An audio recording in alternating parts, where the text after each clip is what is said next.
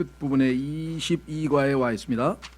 이제 우리가 26과면은 이 교재 마무리를 짓는데, 참 말씀드린 것처럼 성경에 뭐 다양한 주제와 또 다양한 내용이 있습니다만은 히브리서 11장은 상당히 우리에게는 특별한 의미가 있다. 그래서 왜 그러냐 그랬더니 본을 보여주는, 즉 우리의 앞선 믿음의 선진들이, 우리처럼 똑같이 예수 그리스도를 믿고 하나님을 만난 사람들이 어떻게 믿음을 행사하고 살았는지. 물론 그분들이 항상 믿음의 본을 보인 건 아닙니다. 우리가 공부했듯이 뭐 아브라함도 정말 이 두려움 때문에 자기의 아내를 이 누이라고 속이고, 참 우리가 볼 때는 참 어떻게 그런 짓을 했을까 싶을 정도의 짓을 저질렀고요.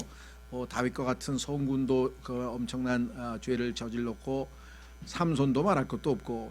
그런데 하나님께서는 그러한 모든 잘못들을 다 덮어버리시고 이들이 오직 주님을 신뢰하고 믿음으로 행한, 그래서 그 믿음으로 산 그것을 평가하시면서 믿음의 이 장에다가 기록을 해 놓으셨습니다. 그래서 히브리서 11장은 믿음에 대한 정의가 앞부분에 나와 있고, 1장 4절서부터 이제 아벨이라고 하는 인물로서부터 그들이 믿음으로 라고 하는 표현이 반복해서 나오면서, 그 다음에 이제 우리에게 주목할 것은 믿음은 궁극적으로는 행함으로 입증된다. 그래서 믿음으로 다음에 동사가 나왔다 그랬죠. 믿음 다음에 동사가 나와서 행함 이렇게 나오면 소위 말하는 복음교회를 포함해서 이 구원에 관해서 강조하는 교회들을 잘 다녔으면 괜찮은데, 한쪽만 치우쳐서 이렇게 배우신 분들은 믿음하고 행위는 상극인데, 그렇죠? 믿음하고 행위는 물과 기름인데 어떻게 행위를 그렇게 강조하느냐. 성경에 따르면 하나님께서는 하나님의 말씀을 올바로 나누어서 공부하라고 했죠. 그러니까 성경에 보니까 하나님께서 보시는 행위는 두 가지예요. 하나는 무슨 행위냐, 그것을 율법의 행위라고 합니다. 율법의 행위. 그러니까 율법의 행위로는 하나님 앞에 의롭다함을 얻을 육체가 없다, 이렇게 로마서에 단정돼 있고요. 우리 체험은 말할 것도 없고, 이 땅에 존재하는 모든 인간이 율법의 기준에서 하나님 앞에 의롭다고 인정받은 사람은 오늘 오전에도 말씀드렸습니다만 없습니다. 단 한 분 예수 그리스도만이 율법의 기준으로, 하나님의 절대 기준으로 봤을 때 유일하게 죄를 알지도 못했고 죄를 짓지도 아니하였고 죄와 상관도 없는 분, 죄가 없는 분이라고 성경에서 분명하게 말씀을 했죠.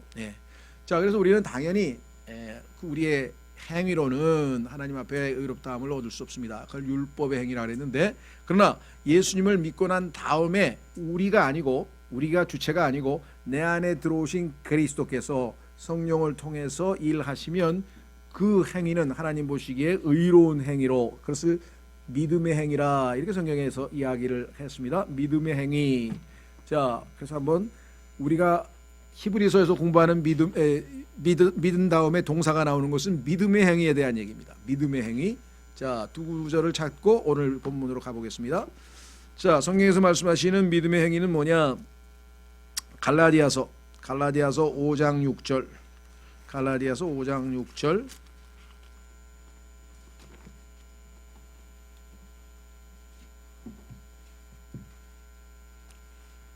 예수 그리스도를 믿을 때 하나님께서 예수님의 믿음을 우리에게 선물로 주셨는데, 우리가 받은 그 믿음은 어떤 종류의 믿음이냐?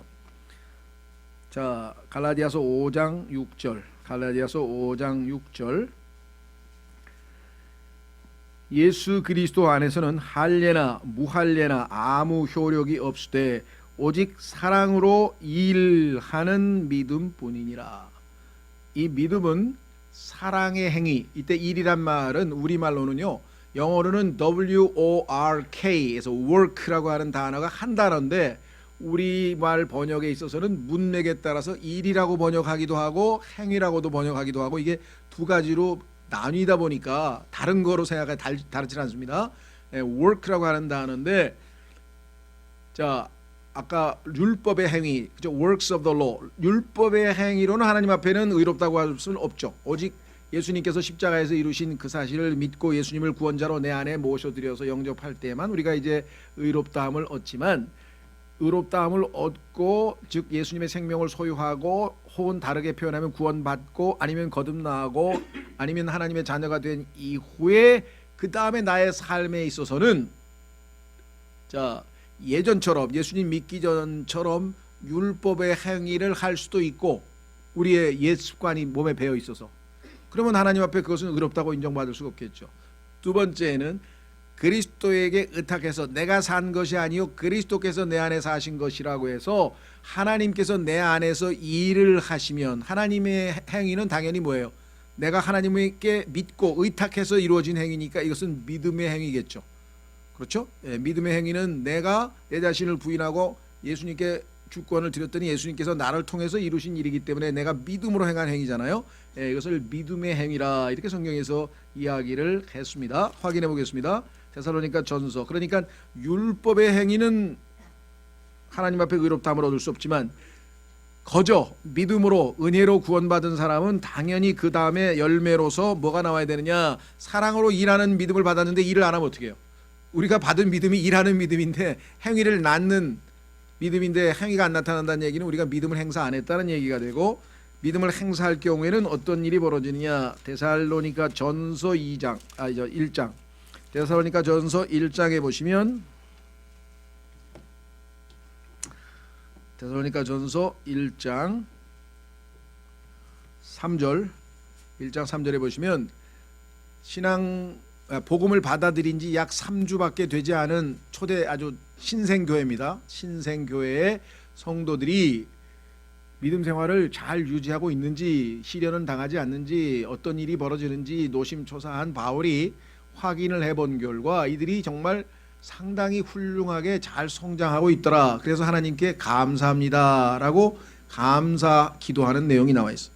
데살로니가 전서 1장 3절에 하나님 곧 우리 아버지의 눈앞에서 우리 주 예수 그리스도 안에 있는 너희의 믿음의 행위와, 자 율법의 행위로는 하나님 앞에 의롭다함을 얻을 육체가 없다 그랬더니 그 율법의 행위를 한 가지만 아는 분들은 행위만 나오면 그냥 거의 막 히스테릭하게 반응을 보이면서 행위는 아니야 믿음이야 오직 이렇게 반응을 해요. 이거 맞는 말이에요. 행위는 절대로 우리는 하나님 앞에 구원받을 수 없어요. 근데 그건 율법의 행위야. 그런데 믿음으로 은혜로 구원을 받아서 예수님께서 우리 안에 거하시게 되면 그 다음에는 뭐였습니까? 나에게 제공하신 그 믿음은 아까도 얘기했죠. 사랑으로 일하는. 자, 아까는 율법이라고 하는 것은 의무감에서 이거 안 하면 큰일 나고 해서 의무감에서 하는 게 율법의 행위라고 한다면, 사랑의 행위는 주님을 사랑하기 때문에 내 몸을 헌신해서 주님께 산 희생물로 내어드리고 주님께서 나를 통해서 일하시는 것이죠. 그렇죠? 예. 자, 그래서 이것은 뭐냐면 믿음의 행위라고 표현했어요. 믿음의 행위. 자, 그래서 이 믿음의 행위를 성경에서는 뭐라고 표현했냐? 우리 안에서 일하시는 분은 하나님이시라 이렇게 얘기를 했어요. 그것을 믿고 우리가 우리 자신을 내어드리게 되면 믿음의 행위가 된다. 자, 그러면 구체적으로 2장 13절로 가서 데살로니가전서, 우리의 삶에 매일매일의 삶에 내가 읽고 듣고 하는 이 하나님의 말씀이 나에게 실제적으로 어떻게 생명력 있는 삶이 되고 실제적인 의로운 행위로 하나님 앞에 영광을 돌리는 삶이 될 것인가. 2장 13절에 이렇게 나와 있습니다. 2장 13절에 이런 까닭에 우리가 또한 하나님께 끊임없이 감사를 드림은 너희가 우리에게서 들은 하나님의 말씀을 받을 때에 그것을 사람들의 말로 받지 아니하고 하나님의 말씀으로 받았기 때문이니 진실로 그러하도다. 그 말씀이 또한 믿는 너희 안에서 효력 있게 일하느니라. 자, 여기서 믿는 너희가 누구냐? 거듭난 그리스도인 모두를 이야기하느냐? 아닙니다. 여기서 얘기하는 믿음은 구원받을 때 예수님을 주님으로 영접했을 때 그 믿음이 아니고 그 이후에 매일매일의 삶에서 하나님의 말씀을 듣고 그 말씀을 믿은 사람은 그 말씀이 나에게 이펙트, 효과가 나타나. 지금 막 너무 힘든 일고 괴로운 일이 있고 막 죽겠어요. 정말 마음이 불안하고 잠도 안 오고 막. 그런데 아무것도 염려하지 말고 라는 말씀을 믿고 했더니, 믿음으로 받아들였더니 실제적으로 염려가 사라져 버렸다. 두 번째, 감사함으로 너희의 요청할 것을 하나님께 아뢰라. 모든 일에서. 그래서 있는 그대로 하나님 이거 이렇게 됐습니다. 이렇게 돼서 요청했더니 하나님의 약속은 그리하면 하나님의 평강이, 그렇죠? 모든 지식을 뛰어넘는 하나님의 평강이 너희의 마음과 생각을 지키시리라. 근데 하나님께서 내 마음과 생각을 지키셔서 불안이 사라지면서 마음이 평안해지면서 안정되더라. 그 순간에 이 사람은 뭐예요? 그 말씀을 믿은 거죠. 그래서 이펙트, 효과가 나타난 거죠. 그런데 똑같이 하나님의 자녀예요. 예수님을 믿고 하나님의 자녀와 신분은 똑같아요. 그런데 이 사람은 이 말씀을 들었지만 믿음을 행사하지 않으면 여전히 계속해서 불안하고 근심 걱정이 있는. 그러니까 구원 받았을 때 첫 번째 그 믿음 하나로 계속해서 우리가 신앙생활을 유지하는 게 결코 아닙니다. 그래서 로마서 1장 17절에서 뭐라고 말씀하셨습니까? 복음 안에는 하나님의 의가 믿음에서 믿음으로 from faith to faith. 오늘 여러분들이 하나님의 말씀을 읽고 충만하게 기쁨을 누리다가도 내일 아침에 뭐예요? 불안에 떨고 괴롭고 힘들고 하나님께서 하나님의 말씀이 나에게 역사하지 않을 수가 효과가 안 나타날 수가 있어요. 왜? 믿음으로 이 말씀을 받아들이지 아니하면. 그러니까 믿음은 매일매일 매순간에 그렇죠? 오늘 아침에 분명히 말씀을 믿어서 평안했는데 오후에 다시 불안해질 수가 있어요. 그때는 뭐야? 이 말씀을 붙들고 기도하고 약속대로 이 말씀을 믿겠습니다. 이렇게 돼야 되겠죠. 그래서 믿음은 거의 정말 우리의 삶에서 지속적으로 유지되지 않으면 어느 순간에 식어버리는 거예요. 자, 그래서 오늘 약속대로 하나님의 약속을 끝까지 믿은 사람들의 삶에 대해서 살펴보겠습니다. 자, 오늘 약속이란 제목인데요. 53페이지 가지고 계신 교재 22과 약속, 히브리서 11장으로 가서 본문 말씀 세 구절을 읽겠습니다. 하나님의 약속에 대해서 어떤 자세로 어떤 태도를 취했는가, 그것이 하나님 보시기에 왜 믿음의 행위인가. 히브리서 11장 9절, 히브리서 11장 9절.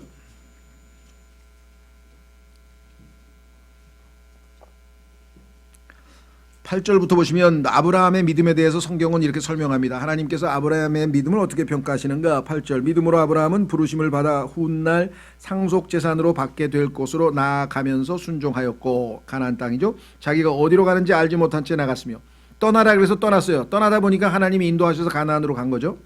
믿음으로 그는 낯선 나라에 머무는 것 같이 약속의 땅에 머물렀고, 자기와 함께 동일한 약속의 상속자가 된 이삭과 야곱과 함께 장막들에 거하였으니. 자, 약속, 그다음에 약속의 상속자. 오늘 주제는 약속입니다. 하나님은 사람이 아니기 때문에 자신이 하신 말씀을 반드시 이루신다. 그러니까 약속을 지키시는 분이고, 성경에 두 번에 걸쳐서 하나님은 거짓말하실 수 없나니, 하나님은 거짓말하실 수 없나니 이렇게 되어 있습니다.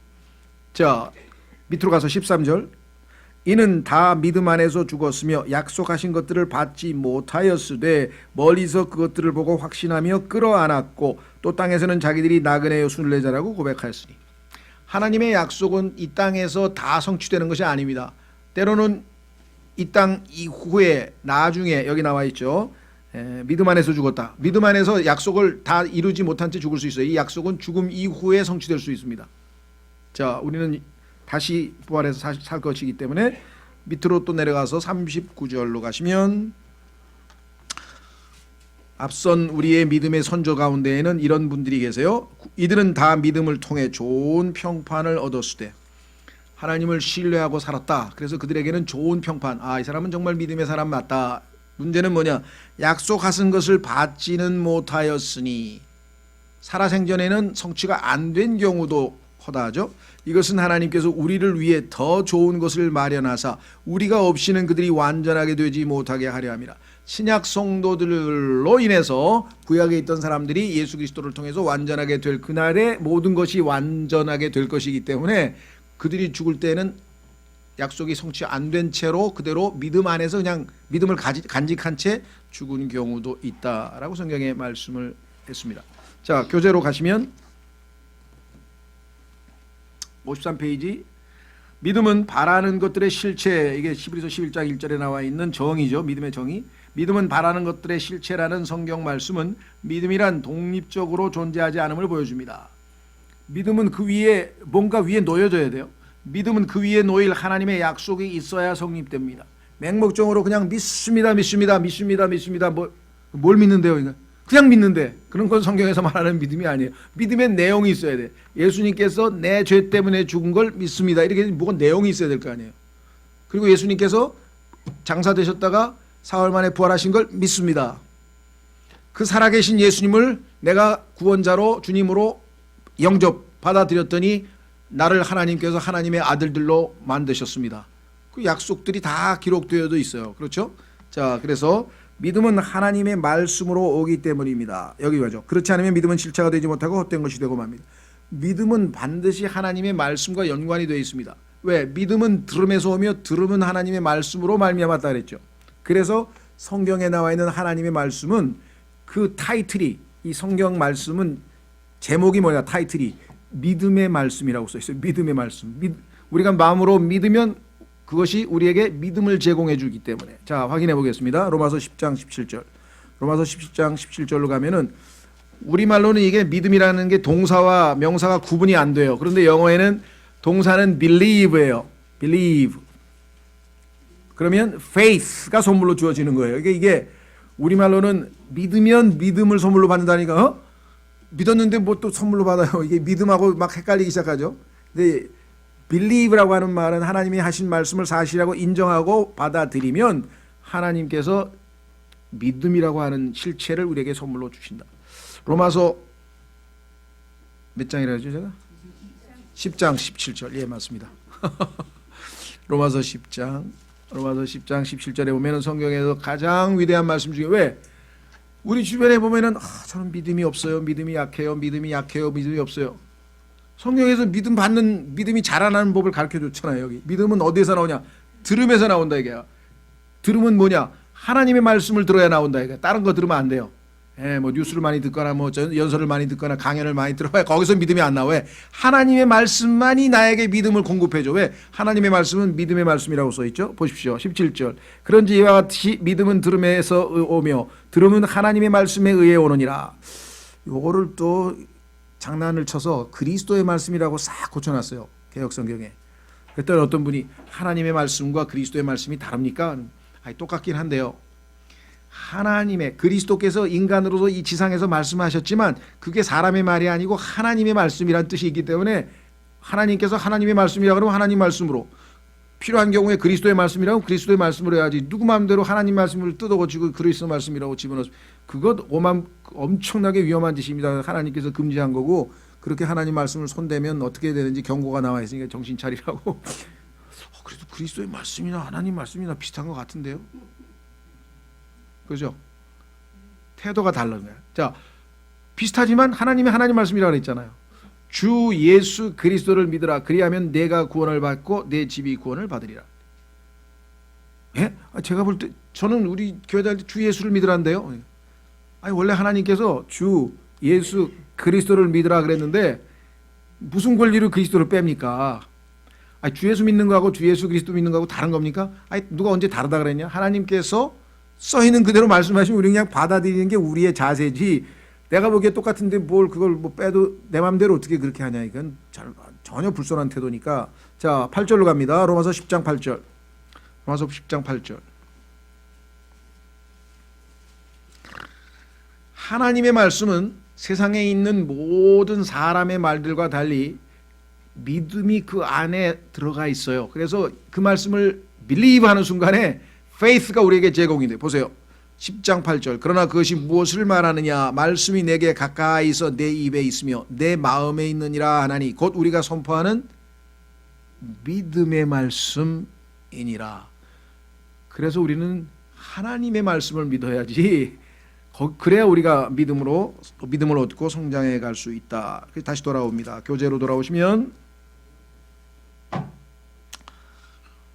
성도들은 그 어떤 경우에든 하나님께서 말씀하신 그 무엇에다가, 하나님이 말씀하신 겁니다. 말씀하신 그 무엇에다 확신을 두어야만 참 믿음의 소유자가 될 수 있습니다. 왜? 하나님께서는 거짓말을 하실 수 없으므로. 디도서 1장에 나오고 히브리서에도 나오고 6장에도 나오고 하나님은 거짓말 하실 수 없다. God cannot lie. 정확하게 써있죠. 하나님의 선언들은 약속들이라 불러도 아무런 문제가 없습니다. 왜? 거짓말 안 하니까. 그대로 항상 이루어지니까. 약속을 시건하시는, 안 지키시는 분이 아니니까. 히브리서 11장에 등장하는 많은 증인들의 믿음에서 두드러진 현상은 이들 중 많은 사람들이 자신들이 생애가 끝나가고 있는 상황에서도 하나님의 약속을 믿었다는 것입니다. 믿다가 중간에 이거 뭐 안 이루어지잖아, 이거 잘못 믿은 거 아니야? 뭐 이러면서 포기를 한다든가 중도하차한다든가 아니고, 그죠? 하나님은 약속을 반드시 지킨다고 여전히 죽을 때까지 믿었다 이거죠. 자, 그들이 하나님께서 약속하신 보상을 허락하실 것을 믿는 데는 죽음이라도 결코 장애물이 될 수 없었습니다. 우리 모두 히브리서 11장의 문맥을 다시 한번 상기하도록 합시다. 히브리서 11장은 히브리서 10장 35, 39절 훈계 바로 다음에 나오는데, 이 구절들에는 성도들이 자신들의 부르심에 충실하게 머물러 있어야 하며 옛 생활로 돌아가지 말아야 하며 그들 앞에 놓여있는 약속을 붙들어야 한다는 경고가 나와 있습니다. 아무리 기다려도 안 이루어진다. 왜 이렇게 하나님이 늦으시냐, 늦게 오시느냐, 뭐 예수님의 재림에 대해서 의심을 하든 아니면 뭐가 됐든 간에 하나님에 대한 의심을 해서는 안 된다 이거죠. 끝까지 충성되게 믿음을 지켜야 된다. 자, 히브리서 10장으로 가보겠습니다. 뭐라고 우리에게 경고하고 있는가? 히브리서 10장 35절.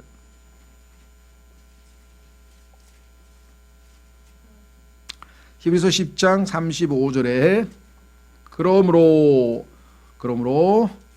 너희의 확신을 버리지 말라. 지키라. 그것이 큰 보상의 보응을 얻게 하느니라.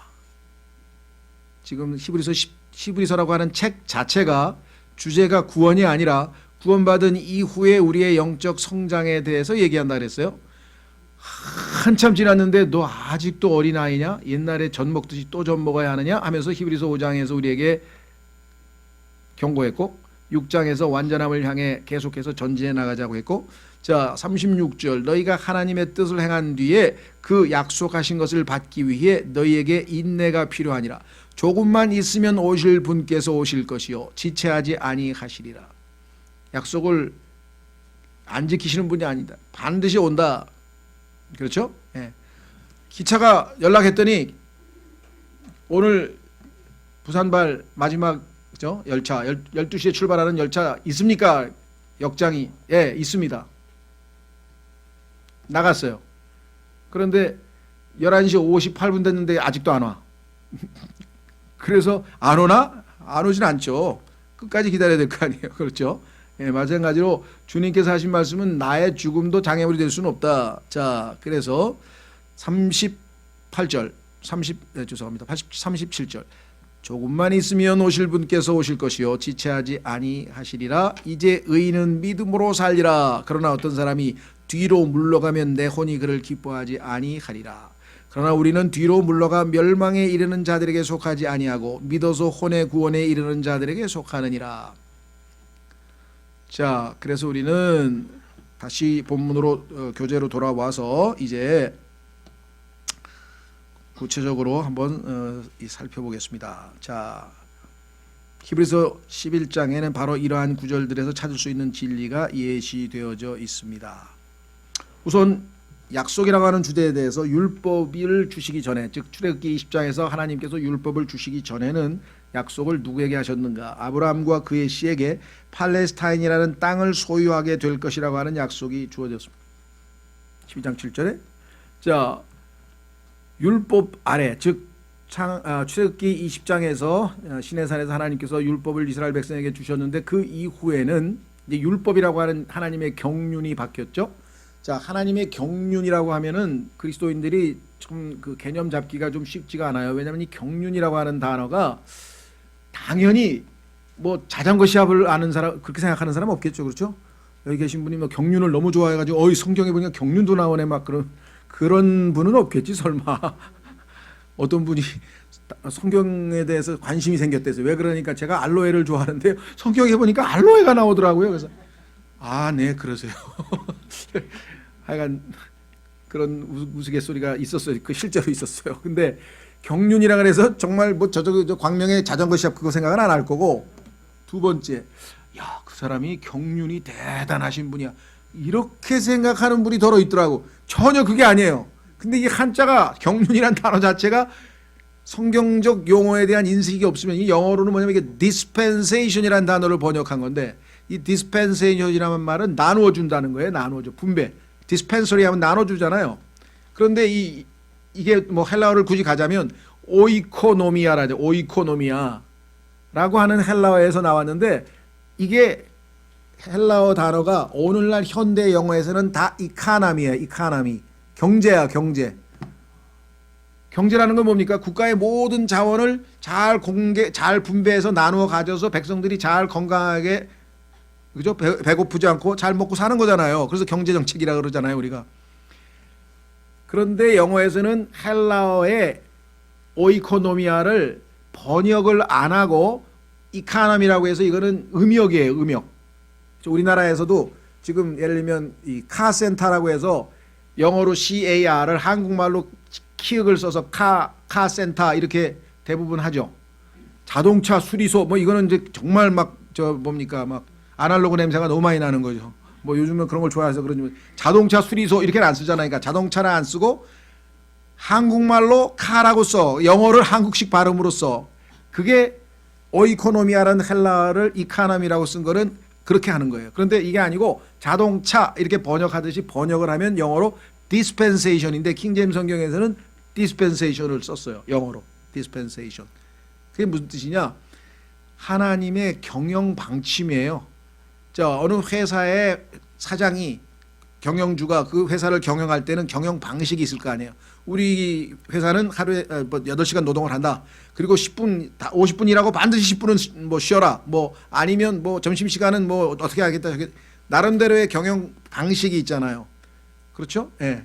또 어떤 경우에는 뭐 생산성만 올리면 자율이다. 뭐 출퇴근도 자기가 알아서 해라. 뭐 이렇게 나오는 사람도 있을 거 아니에요. 예를 들면 한 달에 네 몫이 100개니까 100개를 만들면 네가 원하는 대로 하라. 그 대신 100개 못 만들면 책임지라든가 뭐 이런 다양한 방식으로 하는데, 하나님께서는 창세기 1장에서 소위 말하면 아담이 창조됐을 때는 기본 원칙이 뭐냐? 이게 행위죠. 그 선과 악의 지식의 땀을 따먹지 말라 그래야 돼.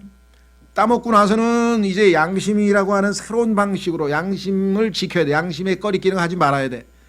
창세기 3장에서 이제 죄를 짓고 나서는 그러니까 하나님께서 인간이 한 상황에 맞게 자꾸 경영 방침이 바뀌어요. 그래서 창세기 9장에 가서는 이제 인간 정부, 다시 말해서 살인한 자는 반드시 죽이라 해서 이렇게 해서 경륜이, 하나님의 경영 방침이 바뀌어 가다가 결정적으로 구약에 와서는 율법이라고 하는 걸 딱 세워서 이제 율법. 그렇죠? 이 율법을 잘 지키면 내가 너에게 3가지 축복을 주겠다. 축복. 그 물질적인 축복이죠. 주로 건강과 그다음에 안전과 그다음에 풍요 이런 걸 준다 이게.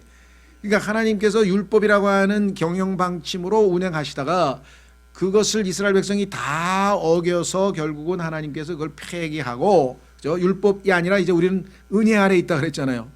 로마서 6장 14절. 우리 그리스도인들은 이제 율법이 아니고 은혜 아래, 율법은 십자가에서 폐기됐고 이제 은혜 아래 있게 됐다. 그렇죠? 그러면 우리는 은혜라고 하는 경륜이라고 성경에서 은혜의 경륜. 하나님께서 나에게는 은혜의 경륜을 주셔서 이제 내가 사람들에게 은혜로 하나님 앞에 구원받고 하나님은 은혜로 너희들을 대하신다라는 걸 가르쳐준다, 이런 뜻이거든요. 자, 그래서 여기 지금 율법 아래란 말 썼죠. 경륜이 바뀌었어요 이제. 자, 율법 이전과 율법 이후에는 달라지죠. 동일한 약속이 이스라엘 민족에게 주었음. 약속은 똑같아요. 그 다음에 신약시대, 이건 이제 우리가 은혜라고 하는 새로운 경륜인데요. 교회는 팔레스타인 땅에서 보삼과 섬김과 통치와 땅의 소유에 대한 약속을 받음.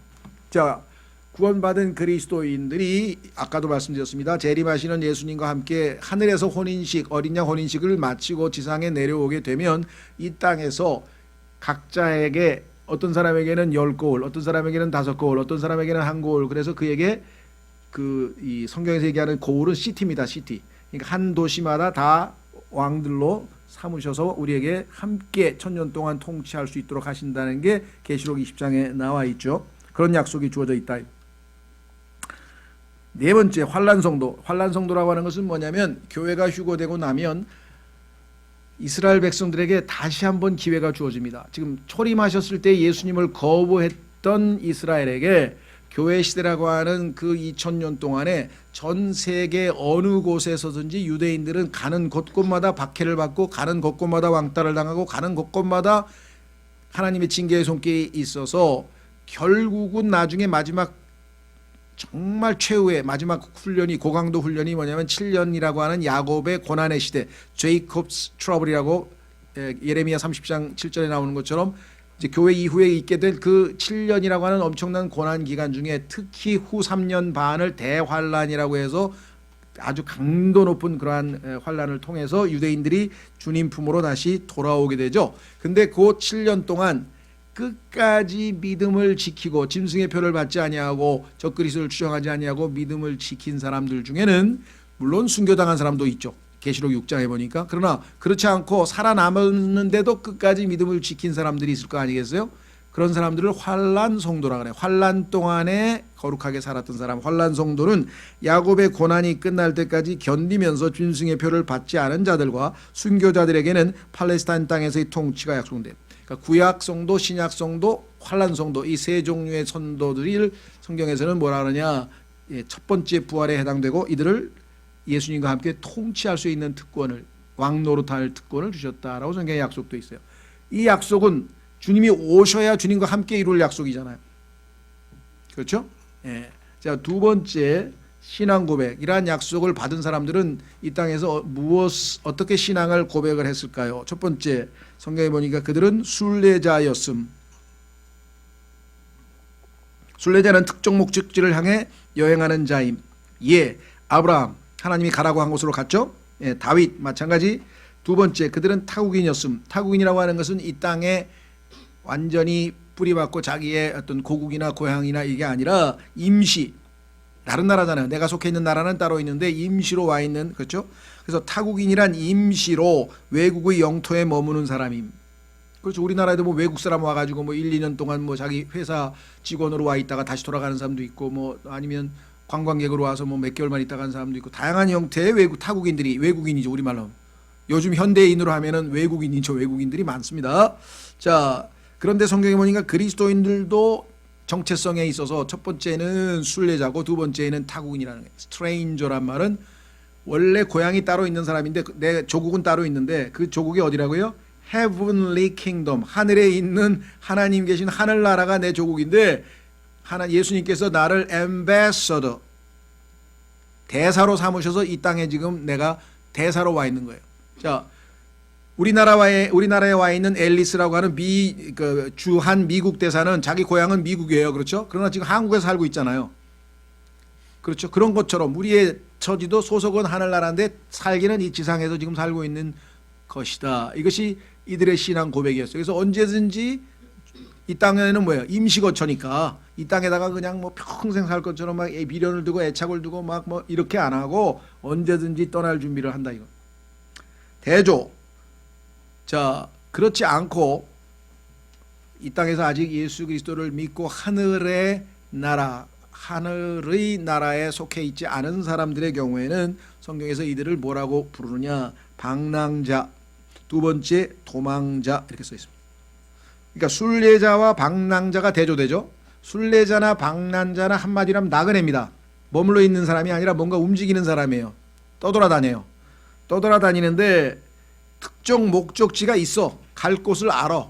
저기 목적지를 향해서 계속 뚜벅뚜벅 걸어가는 사람은 순례자. 목적지가 없어. 발 가는 대로 가는 거야. 오늘은 일로 갔다가 갈지자로 또 오늘은 저쪽으로 갔다가 이런 사람들 있죠. 네. 이 차이점을 알아야 돼. 우리는 순례자라고 성경에 기록되어 있습니다. 예수님께서 계신 셋째 하늘의 그 목적지를 향해서 믿음의 창시자여 완성자이신 예수님을 똑바로 바라보면서 지금 한 걸음씩 한 걸음씩 옮기면서 가는 겁니다. 혹시 여기에 계신 분 중에서는 그 산티아고 순례길을 30일 동안 800km를 걸으신 분은 안 계시죠 여기? 근데 그게 우리나라에 보니까 상당히 많은 사람이 걸었더라고요. 뭐 세계적으로도 많고요. 그래서 사람들이 이제 인생을 살다가 허망하고 막 이게 인생인가 싶은 사람들이 내가 한번 도대체 내가 누군지 내 인생이 의미가 뭔지가 한번 좀 스스로 찾아보겠다 그래가지고 배낭 하나 메고 이제 800km를 한 달 넘게 걷는 거예요. 그래서 저 피레네 산맥, 프랑스에 있는 피레네 산맥서부터 시작해가지고 저 대서양 끝에 포르투갈 위쪽에 북쪽에 산티아고 데 콤포스텔라라고 하는 스페인의 도시가 있는데 거기가 성경에 나오는 야고보 사도, 야고보서를 기록한 야고보 사도가 그 성당에 묻혀 있대요. 그런데 스페인 사람들은 그 야고보 사도가 아랍 사람들의 800년간의 통치에서 스페인을 다시 구출해낸 엘시드라고 하는 영화 아시는지 모르겠는데 엘시드라고 하는 사람이 이 소위 말하면 이 아랍 사람으로서 아랍의 왕이 스페인을 점령했는데 그 엘시드에 나오는 것처럼 스페인 사람들이 산티아고 즉 야고보입니다. 야고보 사도의 도움을 받아서 아랍 세력을 다 몰아내고 스페인을 되찾았다. 뭐 독립운동 800년 동안에 800년 만에 뭐 이런 거예요. 근데 그래서 이제 이 뭐라 그러나 일종의 순례지로 이렇게 유명한 순례지로 그러다 보니까 저기 중세에 프랑스, 독일 뭐 여기에 살던 사람들이 피레네 산맥을 넘어서 그 대서양 강가를 따라서 하여간 쫙 해가지고 그 뭐 순례길을 뭐 1000km씩 걸어가지고 여기에 도달하고 일종의 순례를 했다는 그런 뭐 하여간 전설도 있고 아니면 뭐 그러다 보니까 요즘에 우리나라는 뭐 올레길 그러면 뭐 한 몇십 킬로 정도죠. 그게 막 몇백 킬로는 아니잖아요. 예, 세계적으로 유명한 그런 이 걷기 순례가 됐어요. 그래가지고 뭐 코엘류인가 하여간 세계적인 명사들도요 거기 갔다 와서 그 여행기를 써요.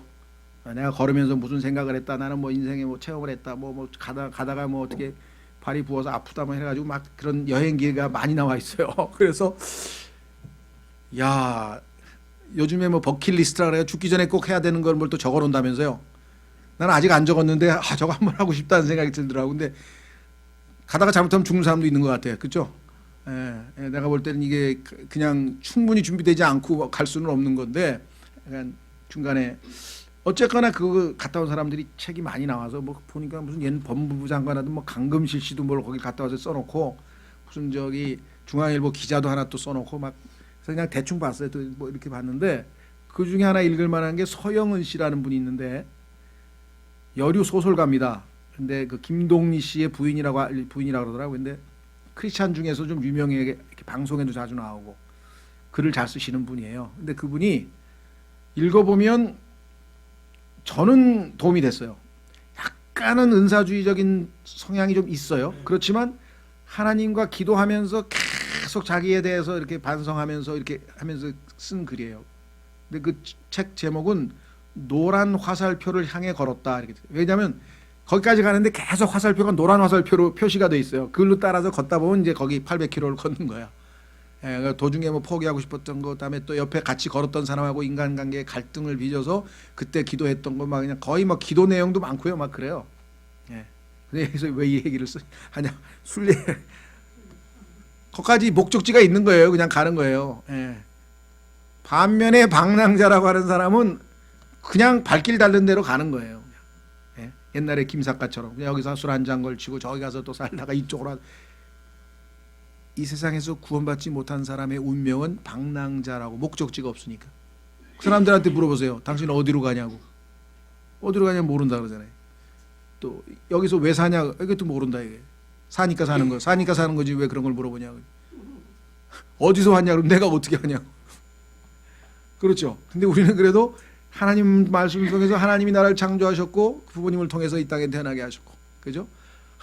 예수님을 믿고 하나님을 기쁘시게 하면서 이 땅에서 사는 게 나의 존재 목적이고 그리고 마지막 최종적으로 주님을 만나서 주님과 함께 영광스러운 미래가 보장. 이게 딱 있잖아요. 그러니까 우리는 순례자고 소속은 하늘나라니까 타국인이고 여기는 지금 외국 사람으로서 임시거처로 사는 거고 여기 나와 있는 사람은 도망자라 그래요. 도망자. 도망자는 뭡니까? 하나님으로부터 진리로부터 그렇죠? 법으로부터 피해 다니는 사람. 그건 도망자죠. 우리는 도망자가 아니고 나와 있처럼 뭐예요? 타국인이다 그랬습니다. 자, 그래서 이제 우리 이 땅에서 하나님의 약속만을 믿고 살아가는 사람의 정체성은 신앙 고백은 두 가지다. 순례자와 타국인. 성경에서 그렇게 우리에게 말씀하고 있는 거 한 구절 읽고 나머지 마무리를 짓겠습니다. 베드로전서에 가면 우리에게 너희는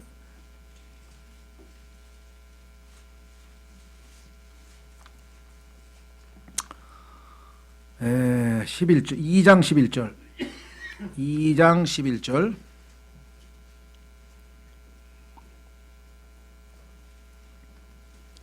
창세기 4장에서 가인은 방랑자와 도망자라고 자기 스스로를 정의 내렸는데 그리스도인들은 뭐라고 표현하는가? 베드로전서 2장 11절. 극진히 사랑하는 자들아. 베드로가 자기가 기록하는 대상에게 극진히 사랑하는 자들아.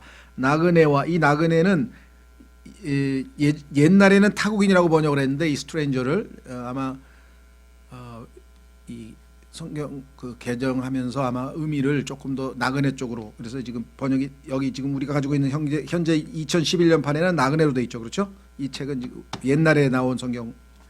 나그네와 순례자인 너희에게 내가 간청하노니 혼을 대적하여 싸우는 육체의 정욕들을 삼가라. 여기 나오죠. 자, 나그네와 순례자라고 우리의 정체성이 분명하게 나와 있습니다. 그렇죠? 예. 자, 그래서 우리는 이제 목적지가 있다는 것, 그 다음에 이 땅이 우리의 본래 영원히 걸 그 본향은 아니라는 것. 세 번째, 이들의 성품, 이들이 가지고 있는 그 캐릭터, 어떤 성품을 가지고 있었느냐. 첫째는 아까 우리가 읽었던 것처럼 히브리서 11장 13절에서 확신, 이들에게 있는 성품은 확신을 가지고 있는 사람들이었다. 그다음에 13절에 그 다음에서 뭐라 그랬습니까? 끌어안았고 그랬듯이. 끌어안았다는 말은 여기 지금 보면은 기꺼이 받아들였다고 지금 돼 있는 B번을 예전에는 기꺼이 받아들였다고 번역했는데 조금 더 강하게 번역하기 위해서 끌어안았다, 꽉 붙들었다, 막 이렇게 지금 번역을 한 것 같아요. 세 번째는 나그네요 순례자라고 고백하였다. 나는 나그네와 순례자라고 고백하였다 그랬죠. 네 번째는 그 다음에 어디 있습니까? 14절. 그런 것들을 말하는 자들은 자기들이 고향을 찾고 있음을 분명히 나타내니라. 분명히 여기 나와 선언함 나와 있죠. 그 다음에 15절에 자기가 떠나온 본향을 깊이 생각하였더라면 돌아갈 기회가 그들에게 있었으려니와. 아브라함이 옛날 구원받기 전에, 즉 갈대아 우르라고 하는 자기 옛날 우상 숭배가 가득했던 그 고향에 대해서 돌아갈 생각을 안 했다는 거죠. 과거를 생각 안 했다. 옛 생활로부터의 단절. 옛 생활은 끝났죠. 왜? 새로운 창조물이니까, 신분이 달라졌으니까, 우리의 운명이 달라졌으니까 완전히 과거와 우리하고는 단절된 것이죠. 그래서 과거를 생각하지 않았다 그랬습니다. 그 다음에 16절, 이제는 그들이 더 좋은 본향을 사모하니 곧 하늘의 본향이라. 그래서 하나님께서 예비하신 하늘에 있는 그 본향을 지금 바라고 있다. 저 끝부분에 보시면 뭐라고 되어 있습니까? 그들의 하나님께서도 그러므로 하나님께서도 그들의 하나님이라 불리는 것을 부끄러워하지 아니하시나니. 이들이 하늘에 계신 하나님이 예비해 놓으신 그 본향을 사모하는 마음을 보고 하나님도 부끄러워하지 아니하였다. 그분께서 그들을 위하여 한 도시를 예비하셨느니라. 자, 그래서 우리는 이들이 이 땅에서 어떠한 자세로 어떠한 성품을 지니고 살았는지에 대해서도 한번 살펴보았습니다. 이런 구절 하나하나가 정말 우리에게 크게 도전이 되고요. 자, 마지막으로 이와 같은 삶을 산 사람들에 대해서 하나님은 어떻게 반응하셨는가? 하나님과의 관계가 우리의 신앙의 전부죠. 나와 하나님과의 관계, 이걸 수직관계라고 하고요. 나와 이웃, 나 이외의 다른 사람들과의 관계, 이걸 수평관계라고 했습니다. 그렇죠. 예. 과거에 우리는 하나님 앞에 올바르게 하나님과의 관계를 맺지 못해서 하나님을 계신다고 생각 못한 경우도 있고, 안 믿은 사람도 있고, 그렇죠. 엉뚱한 다른 신을 섬긴 사람도 있고, 그래서 하나님을 제대로 하나님으로 올바르게 섬기지 못한 우리의 모습이었는데, 이제 예수 그리스도를 통해서 내가 믿는 하나님이 참 오주 만물의 창조주 하나님이시고 성경에 계시되어 있고 우리에게 약속, 미래를, 영원한 영광스러운 미래를 약속하신 그분이시다라는 것을 우리가 이제 알게 되었죠. 자, 그래서 하나님의 마음은 그들의 하나님이라 일컬음 받는 것을 부끄러워하지 아니하심. 예수님도 비슷한 말씀을 하셨어요. 한번 보겠습니다. 히브리서 2장으로 가면요.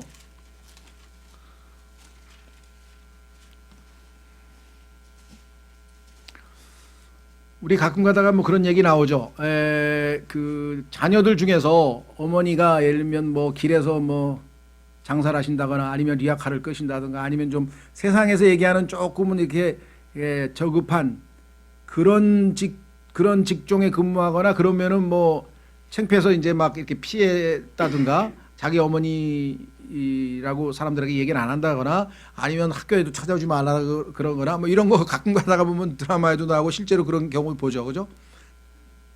남의 집 아버지는 뭐 벤츠를 타고 오는데 뭐 엄마는 뭐 그냥 뭐 이러면서 이제 그런 경우 종종 있잖아요, 그렇죠? 예, 부끄러워하는 거, 예, 부끄러워하는 거. 자, 그런데 놀랍게도 예수 그리스도께서 여러분과 저를 형제라 부르기를 부끄러워하지 아니하시고, 야, 이거 참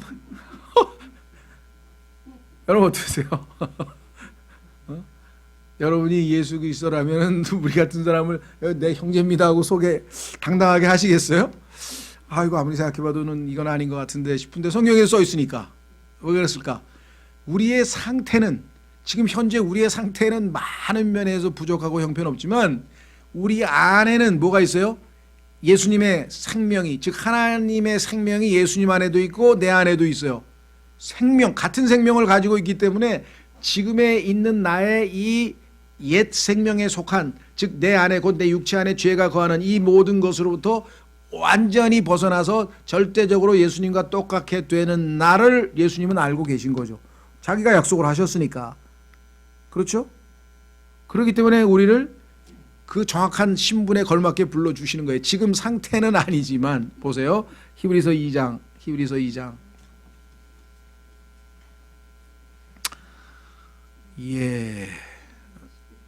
예, 11절. 예. 히브리서 1장 10절서부터 보겠습니다. 자신을 위해 모든 것을 존재하게 하시며, 이 땅의 모든 게 다 예수님 때문을 위해서 존재하고 있는 거예요.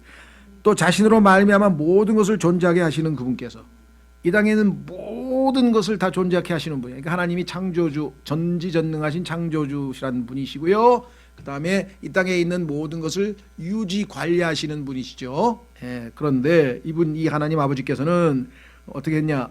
많은 아들들을 영광으로 데려가시는 일에, 우리는 구원받았다 그러면 제일 먼저 떠오르는 게 뭐예요? 지옥에 안 간다부터 떠올려. 부정적인 것부터. 근데 하나님은 지옥에 관한 얘기는 아예 관심도 없으셔. 왜? 너는 원래 나와 함께 영원한 영광을 누리도록 창조됐는데 모든 사람이 죄를 지었으므로 지옥으로 가더니, 하나님 그렇게 안 썼어요. 로마서 3장 23절에 모든 사람이 죄를 지었으므로 하나님의 영광에 이르지 못하더니, 하나님과 그 영광을 누릴 자격을 갖춘 자가 죄로 말미암아 자격을 상실해서 그 영광을 놓쳐서 비참하게 된 것을 불쌍히 여기시는 분이시지, 요런 봐라, 죄를 지었어, 넌 지옥으로 가, 이렇게 하나님을 오해하고 있는 분들이 많아요. 그렇게 잘못 오해해서 만들어진 종교가 여호와의 증인입니다. 왜?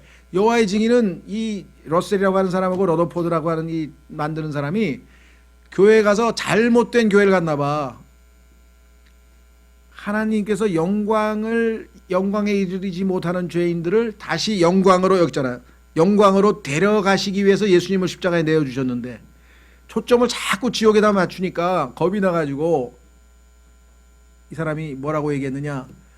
내가 반드시 지옥이 없는 종교를 만들고 말리라. 사람들로 지옥의 공포로부터 벗어나게 해주겠다. 지옥의 공포로 벗어나는 것은 간단해요. 예수 그리스도를 믿고 하나님께, 영광스러운 하나님께 가면 되는 거예요. 그런데 이 사람은 지옥이 없다는 거짓말로 사람들을 속여서 지옥이 없으니까 마음대로 살아라. 그럼 나중에 죽어서 가면 있으면 어떡할 거야 이제. 이 땅에서 속고 살면 어떻게 되냐 이거예요. 그렇죠. 그래서 지옥을 자기 마음대로 없애버렸어요. 어떻게 없앴냐 그러니까 멋있게 지옥이라고 하는 헬라어가 하데스와 뭐 수월이 있는데 히브리어와 헬라어를 막 뒤섞어 가지고 나중에 고바, 그러니까 지옥이라는 건 무덤이야. 그러면 죽으면 다 지옥 가네. 왜? 우리 난 무덤 가잖아. 이상한 종교를 만들었는데 여호와의 증인들은 그게 심리적인 안정을 가져다 줘요. 왜? 지옥이 없대. 안정감죠. 여러분들 생각해보세요. 지옥이 없대 그러면 편안하죠 마음이. 두 번째, 죽으면 우리의 존재가 없어져. 사라져. 우리는 죽으면 우리 혼이 지옥을 가든지 하늘나라 가든지 이렇게 성경에서 배웠는데 이 사람들은 존재가 없어진대. 사라져버린대. 그것을 멸절설이라 그래요. Annihilation of the soul. 혼의 멸절설. 그러니까 뭐 고통을 받고 그냥 뭐 막 목이 말라서 물 한 방울 찍어달라 그러고 다 그거 거짓말이야. 그런 거 없다 이게. 죽으면 그냥 없어졌는데 뭐. 그러면 속 편하게 그냥 죽는 게 낫죠, 그렇죠? 이 땅에서 뭐 그냥 아기 다툼 벌이면서 왜 살아요? 그냥 없어져 버리면 편하면 좋지. 그게 아니에요. 한 번 죽는 것은 사람들에게 정해진 것이고 그 후에 심판이 있다 그랬지. 끝이다. 죽으면 끝이야. 다 없어져. 사라집니까? 그런 거짓 종교에 속아서 너무나 많은 사람들이 이 땅에서는 심리적인 안정까지 취해요. 거기다 또 뭐 군대도 안 보내준다니까 이제 더 좋지 뭐. 너도 나도 여호와의 증인으로 갈 거 아니에요. 나 군대도 안 갈 수 있대. 그냥 대체복만 하면 되는데. 아니 뭐 그건 제가 그야말로 농담으로 한 거고요. 그 얘기하고 싶은 게 아니라 얼마나 비참하냐고요. 지옥이 있는데 그 지옥에 안 보내기 위해서 나를 사랑하셔서 나를 구원하시고 지옥에 안 보내기 위해서 대신 지옥에 가신 분이 예수님이신데 그 예수 그리스도가를 믿으면 지옥에 안 가는 걸 말할 것도 없고 왜 내 대신 다 이미 다 지옥을 갔다 오셨으니까 갈 필요도 없을 뿐만 아니라 여기 나와 있잖아요. 많은 아들들을 하나님을 영광으로 데려가시는 일. 예수님이 하신 일을 우리를 모든 사람이 죄를 범하였으므로 하나님의 영광에 이르지 못하더니 그랬는데 그 영광에 갈 수 있는 자격을 주셨다는 것이에요. 구원을 통해서 여기 나와 있잖아요. 많은 아들들을 영광으로 데려가시는 일에서 그들의 구원의 대장을 고난들을 통해 완전하게 하심이 합당하도다. 우리 인간이 겪은 모든 고난과 모든 수치와 모든 괴로움을 다 이 땅에서 체험하게 하셔서 그 예수 그리스도께서 이제 어떻게 돼 보세요? 11절 거룩히 구별하시는 분과 예수 그리스도 거룩히 구별된 자들이 우리는 예수님의 피로 거룩히 구별되었다고 써있죠. 다 하나에서 났으니 누구? 하나님 아버지로부터 위로부터 하나님께로 난 자라. 요한복음 1장 12, 13절에 써있죠. 이러한 까닭에 그분께서 그들을 이유가 있어요. 똑같은 생명을 소유했기 때문에 그분께서 그들을 형제라 부르기를 부끄러워하지 아니하시고 이르시되 내가 주의 이름을 내 형제들에게 밝히 보이고 교회의 한가운데서 노래로 주를 찬양하리라. 또다시 내가 그분을 신뢰하리라 하시고 또다시 나와 하나님께서 내게 주신 자녀들을 보라 하시느니라. 얼마나 엄청난 선언을 하셨습니까? 자, 그래서 하나님께서도요 하나님의 백성들을 부끄러워하지 아니하시고 아브라함 여기 나와 있죠. 에이버로 갑니다. 그들의 하나님이라 일컬음 받는 것을 부끄러워하지 아니하심. 성경에는 나는 아브라함의 하나님이라는 말이 자주 나오는 반면 나는 롯의 하나님이라는 표현은 결코 나온 적이 없음. 그렇죠. 롯은 성경에 보니까 의인이라고 써 있습니다. 분명히 구원을 받은 사람임에도 불구하고 롯은 불순종을 통해서 하나님께 영광을 돌리지를 못했죠. 그래서 성경에 분명하게 하나님께서는 자신을 믿은 믿음의 사람 아브라함의 하나님, 그 다음에 또 누구의 하나님? 이삭의 하나님, 그 다음에 야곱의 하나님. 가만히 보니까 아브라함하고 이삭은 그래 뭐 실수 한두 번 했지만 그래도 괜찮게 산 건데 야곱은 좀 아닌 것 같은데. 여러분 생각에는 그렇게 생각하실지 모르지만요, 야곱도 엄청나게 믿음으로 살아서 나중에 성장한 모습으로 탁 나오잖아요. 그렇죠? 예. 과정을 거쳤잖아요. 자, 그 다음에 두 번째, 오늘날에도 동의만, 과거에 있는 형제들만 그런 게 아니라 오늘날에도 우리가 그분의 이름을 부른다면 바른 생활을 해야 한다. 디모데후서 2장 19절을 보십시오. 주님의 이름을 부르는 자들이 이 땅에서 예수 그리스도처럼 올바른 삶의 모습을 보여야 한다. 디모데후서 2장 19절. 디모데후서 2장 19절.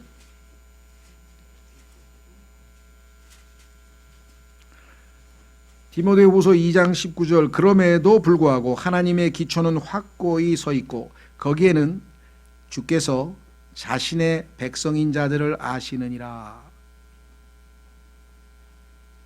그렇죠? 하나님께서 자신의 백성이 누구인지를 모르실 리가 있겠나. 그렇죠? 네. 그래서 성경에서 분명하게 하나님께서는 누가 하나님의 자녀인지 다 알고 우리도 우리 안에 계신 영, 자 로마서 8장 16절에 내 안에 계신 성령께서 나로 하여금 하나님의 자녀인 것을 증언해 주신다. 내적인 증거가 있죠. 자, 그 다음에 또 그리스도의 이름을 부르는 자마다 불법에서 떠날지어다 하는 글이 담긴 이 봉인이 있느니라. 이 땅에서 정말 믿음을 고백한다면 그 믿음에 걸맞는 삶을 살아야 한다 그랬습니다. 자, 이는 그분을 또다시 모욕하지 않고자 함임. 자, 히브리서 6장 6절에 보면은요.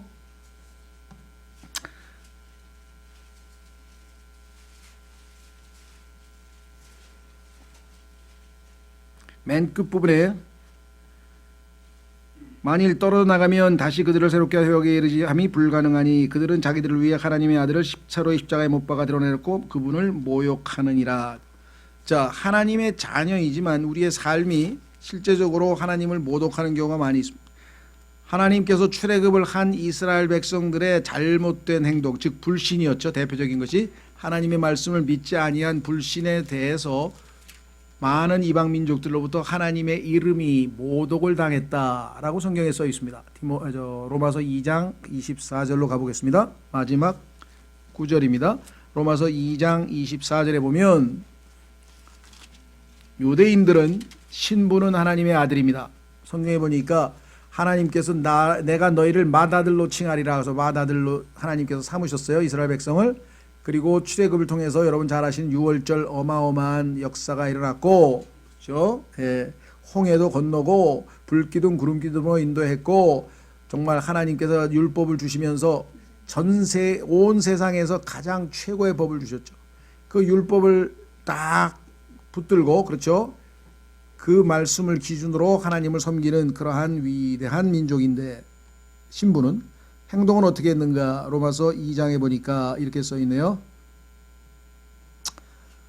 신부는 하나님의 백성인데 실제적으로는 어떤 식으로 행동했는가? 우리 그리스도인도 잘못하면 그렇게 하나님 앞에 그렇게 하나님의 이름에 모독을 끼칠 수가 있고, 뭐 지금도 많은 일이 벌어지고 있는데요. 자, 2장 17절 보라, 내가 유대인이라 불리며 율법 안에 안주하고 하나님을 자랑하며 율법에서 가르침을 받아 그분의 뜻을 알고 훨씬 더 뛰어난 것을 입증하며 또 너 스스로 눈먼 자들의 안내자요 어둠 속에 있는 자들의 빛이요 율법에 있는 지식의 틀과 진리의 틀을 갖춘 자로서 어리석은 자들의 스승이요 아기들의 교사라고 확신하는도다. 그런즉 다른 사람을 가르치는 내가 내 자신은 가르치지 아니하느냐? 사람이 도둑질해서는 안 된다고 선포하는 내가 도둑질을 하느냐? 사람이 간음해서는 안 된다고 말하는 내가 간음하느냐? 우상들을 몹시 싫어하는 내가 신전 물건을 몰래 취하느냐? 율법을 자랑하는 내가 율법을 어김으로 하나님을 욕되게 하느냐? 이것은 기록된 바 하나님의 이름이 너희로 말미암아 이방인들 가운데서 모독을 받는도다 함과 같으니라. 우리 그리스도인들에게 적용하자면 우리 그리스도인들은 신분으로는 당연히 하나님의 아들입니다. 그렇죠? 그러나 우리가 우리 안에 계신 성령을 조차 살면 성령께서 우리를 통해서 열매를 맺을 것이고 성령의 열매를 통해서 하나님께 영광을 돌릴 텐데, 만약에 우리가 우리 안에 계신 성령이 아니고 우리의 겉사람 즉 육신을 조차 살면 육신의 일은 현저하니, 갈라디아서 안 읽고도 아시겠죠. 제가 시간이 또 성경 찾으면 시간 가니까. 자, 성령의 열매란 말이 갈라디아서 5장 23절에 나오고요. 그 위에는 육신의 일.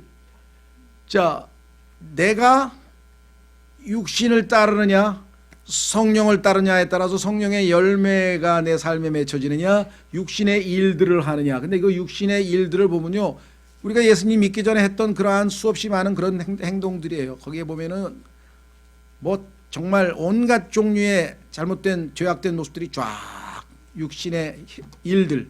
성령의 열매는 한 가지밖에 없어요. 왜? 성령의 열매. 그러나 특성은 9가지로 나와 있죠. 사랑서부터 시작해가지고 마지막 절제까지 9가지 특성을 지닌 성령의 열매냐. 이 싸움인데 그 싸움의 중립에서 내가 중간지대에서 살 수가 없어요. 매 순간 나의 선택과 결정에 따라 육신의 일이냐 성령의 열매냐, 그죠?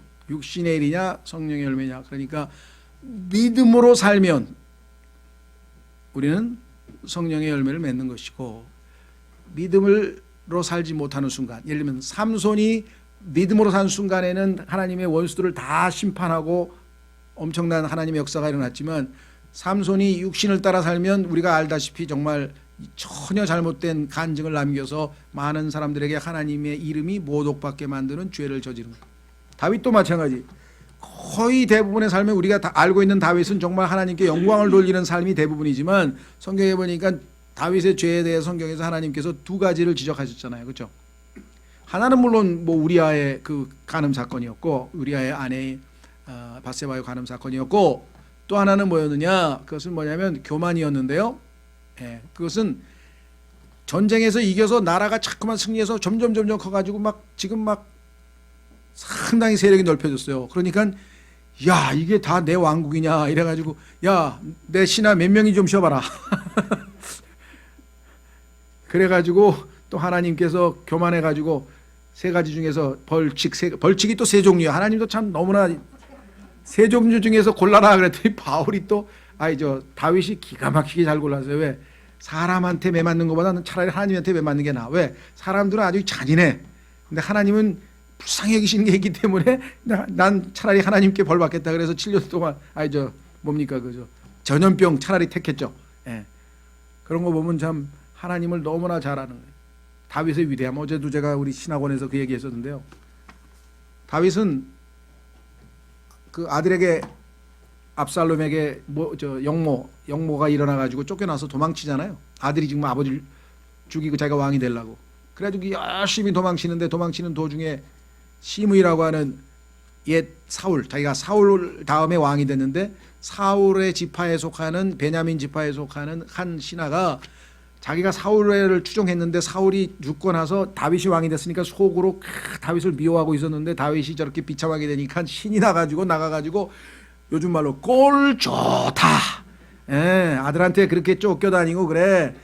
우리 왕 사울의 왕을 우리 베냐민 지파의 왕권을 네가 뺏어가더니 말이야 하면서 그냥 막 온갖 조롱을 하고 그러니까. 그러니까 옆에 있던 경호대장이 저런 개 XX 단칸에 제가 처단하고 오겠습니다. 그 당연히 그럴 거죠. 근데 그때 다윗이 놔두라 해요. 왜? 하나님께서 저 사람을 시켜서 나를 저주하고 계시니 저 사람은 하나님이 시킨 거다. 손대지 말라. 거기서 끝났으면은 우리가 그렇게 감동까지 갈 건 없어요. 근데 다윗이 뭐라 그러는지 아세요? 저렇게 인간 같지도 않은 천한 것에게 내가 이렇게 비참하게 저주를 당하고 욕을 먹으면 하나님이 나를 보실 때 요즘 표현으로 짠하지 않겠냐? 아이고 어떻게 저 다윗이 내 마음에 합한 자라고 한 녀석이 저 모양이 저꼴이 됐냐 이게 비참하게 됐으니까 하나님께서 뭐예요? 짠하고 그래서 어떻게 나를 불쌍히 여겨서 선처해 주시지 않겠느냐. 다윗의 노림수는 그거였어요. 다윗은 하나님을 너무나 잘 알고 있는 거야. 중요한 거는 하나님이 나를 어떻게 대해주는가 중요하지 뭐 시므이가 나를 뭐 욕을 하든 뭘 저주를 하든 그게 뭐 저주에서 저주가 임하나요? 뭐 그 사람의 능력이 있나요? 자기 기분대로 하는 거예요. 그런 신경을 안 써요. 여러분 마찬가지예요. 옆에서 뭐 나를 뭐 비난을 하든 욕을 하든 비방을 하든 막 뭐 억울하든 열을 받든 그 신경 쓸 거 하나도 없어요. 왜? 그 사람들은 그냥 죄 짓는 거야 하나님 앞에.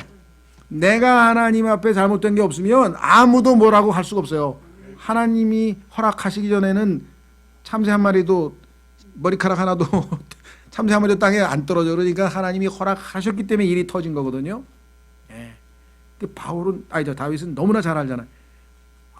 내가 이렇게 비참한 모습을 보면 하나님이 나를 분명히 이제 그래 이제 그만 정신 차려라 하고 자기를 잘 대해 주실 하나님을 알고 그게 믿음이잖아요. 신뢰잖아요. 근데 하나님은 결국은 신뢰대로 해서 다윗을 다시 회복시키시죠. 그죠? 예, 그래서 오늘 믿음으로 살았던 사람들에 대해서 우리가 배워가는 것, 다음 시간에 이제 믿음의 종류가 있네요. 큰 믿음, 작은 믿음, 뭐 하나님 보시기에 예수님이 감탄하는 믿음도 있어. 내가 이런 믿음을 본 적이 없다. 그런 믿음도 있어요. 그런 반면에 왜 이렇게 믿음이 쪼잔하냐. 이 적은 믿음을 가진 자들하고 또 야단도 치시고 여러분 믿음이 다 종류가 똑같은 게 아닙니다. 이게 그러니까 정말 성경이 말씀하시는 믿음 중에 내가 어떤 믿음을 가져야 되는지 다 같이 일어나셔서 다음 시간에 계속하겠습니다. 624장